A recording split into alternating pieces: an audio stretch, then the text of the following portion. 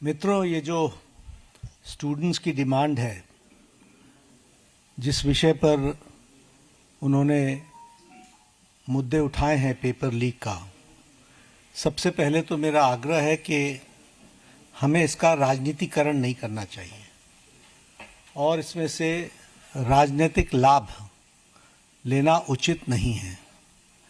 यह एक गहन समस्या है और इस समस्या का गहनता के साथ चर्चा होने की आवश्यकता रहती है। भारत की संसद में विपक्ष के नेता श्रीमान राहुल गांधी जी ने एक प्रस्तुतिकरण दिया और उस प्रस्तुतिकरण में उन्होंने लगभग 150 पेपर लीक के बारे में उन्होंने चर्चा की। ये जांच का विषय है और सरकार एक जिम्मेवार सरकार है, इसलिए निश्चित रूप से हर एक बात का जवाब जांच के साथ साथ जनता के सामने, देश के सामने दूध का दूध और पानी का पानी रखेगी। लेकिन मैं ये ज़रूर कहना चाहता हूँ कि जो सरसरी तौर पर मुझे ध्यान में आया है, जो मैंने पेन डाउन किया है, वो आपके साथ मैं ज़रूर चर्चा करूँगा। अगर मैं बात करूँ जम्मू कश्मीर में सर्विस सिलेक्शन बोर्ड के एग्ज़ामिनेशन में पेपर लीक हुआ, जहाँ पर कांग्रेस और एनसी की सरकार है, नेशनल कॉन्फ्रेंस की। उसी तरीके से Himachal Pradesh school examination board में उसमें पेपर लीक हुआ, जहां कांग्रेस की सरकार है। उसी तरीके से झारखंड में JAC में हिंदी और साइंस के पेपर लीक हुए झारखंड, जहां पर कांग्रेस और झारखंड मुक्ति मोर्चा की सरकार है। तेलंगाना में वहां पर इंटरमीडिएट के लैंग्वेज के पेपर लीक हुआ और वहाँ पर भी हमको मालूम है कि कांग्रेस और CPI की सपोर्टेड सरकार है। तेलंगाना में SSC में लैंग्वेज के पेपर लीक हुआ और वहाँ भी तेलंगाना में कांग्रेस पार्टी और CPI की सपोर्टेड सरकार है। तमिलनाडु में B.Ed के कोर्स पेपर में वहाँ पर जिसे हम कहते हैं Tamil Nadu teachers education university board, वहाँ भी पेपर लीक हुआ। वहाँ भी उस समय विपक्ष की सरकार थी।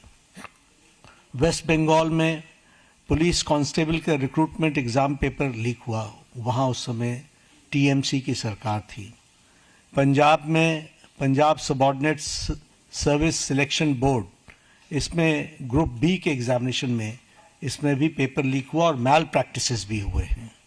उसी तरीके से केरला में स्टेट में PSC के 26 एग्ज़ाम पेपर में इरेगुलरिटीज़ हुई हैं। कर्नाटक में जहां पर कांग्रेस की सरकार है, वहां भी प्रेपरेटरी बोर्ड एग्ज़ाम में पेपर लीक हुआ, PUC के पेपर में लीक हुआ। तो इस तरीके से मेरे को तो ये कुछ नाम मैंने लिए हैं अभी। ये इसकी बहुत लंबी फेयर लिस्ट है जिसके बारे में हम चर्चा चाहेंगे कि जब चर्चा हो। लेकिन मैं पूछना चाहूँगा विपक्ष के नेता से, राहुल गांधी जी से, कि आप सिलेक्टिव क्यों हैं? Why are you so selective? आपने UPA की और UPA के सपोर्टेड सरकारों को, जिसे हम इंडी गठबंधन कहते हैं, इंडी अलायंस कहते हैं, उनकी गवर्नमेंट्स के बारे में आपने क्यों नहीं चर्चा की? क्यों आपने अपने आप को उससे अलग रखा? यह स्पष्ट बताता है कि आपका उद्देश्य छात्रों का हित नहीं है।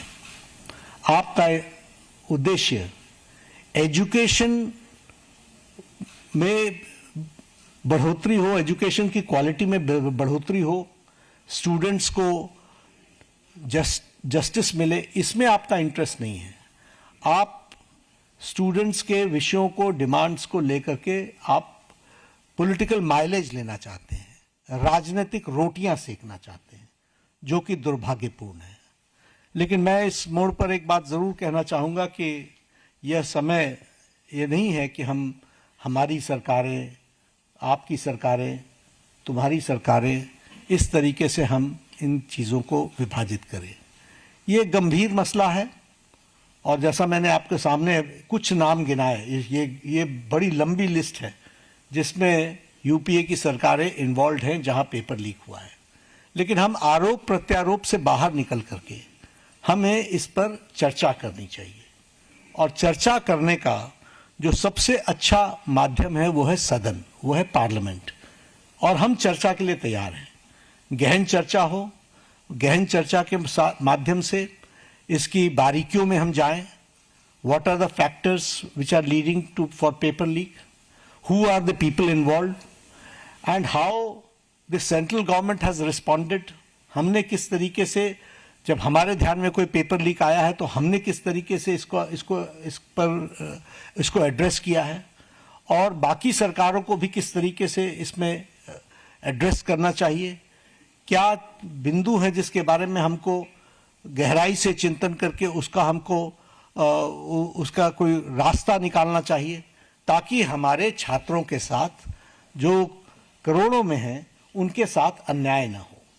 और भारतीय जनता पार्टी एनडीए इस मामले में मोदी जी के नेतृत्व में बहुत गंभीर है, और बहुत गंभीरता से हमने इन विषयों को लिया है, और इसीलिए हमने चाहा है कि संसद में इसकी चर्चा हो।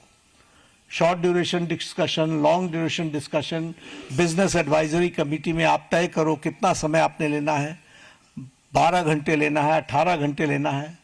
राज्यसभा में मैं लीडर ऑफ द हाउस के नाते मैंने हमेशा इस बात को माना है कि जो विपक्ष जितने आवर्स तय करे, हम चर्चा के लिए तैयार हैं, सरकार चर्चा के लिए तैयार है, और विपक्ष को इस बात को ध्यान में लेकर के उसे गोल पोस्ट नहीं चेंज करना चाहिए। हम आरोप नहीं लगा रहे हैं, आरोप प्रत्यारोप नहीं होना चाहिए।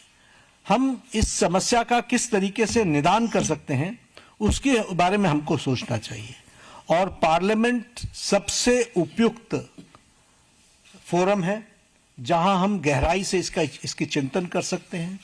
ड्यूरेशन विपक्ष तय करे और उसमें हर एक एस्पेक्ट्स के बारे में चर्चा हो, और हम कोई ठोस नीति लेकर के आए, क्योंकि बच्चे कोई हमारे हैं, आपके हैं, वो देश के भविष्य हैं, और देश के भविष्य की चिंता करना हमारी जिम्मेवारी है, और हमारी जिम्मेवारी में सरकार के साथ साथ विपक्ष की जिम्मेवारी भी है। इसलिए विपक्ष भी अपनी जिम्मेवारी को निभाए और हम सब साथ मिलकर इसका समाधान करें, और कोई स्थायी समाधान की दिशा में हम आगे बढ़ें, ऐसा मैं निवेदन करना चाहता हूं। आज मेरी तरफ से इतना ही कहना है। मैं फिर आपको आश्वस्त करता हूं कि मोदी जी के नेतृत्व में चलने वाली सरकार जिम्मेवार सरकार, रिस्पॉन्सिबल गवर्नमेंट, रिस्पॉन्सिव गवर्नमेंट, ये हमेशा आतुर है कि सभी बातों की संसद में चर्चा होनी चाहिए, और हम चर्चा के लिए तैयार हैं।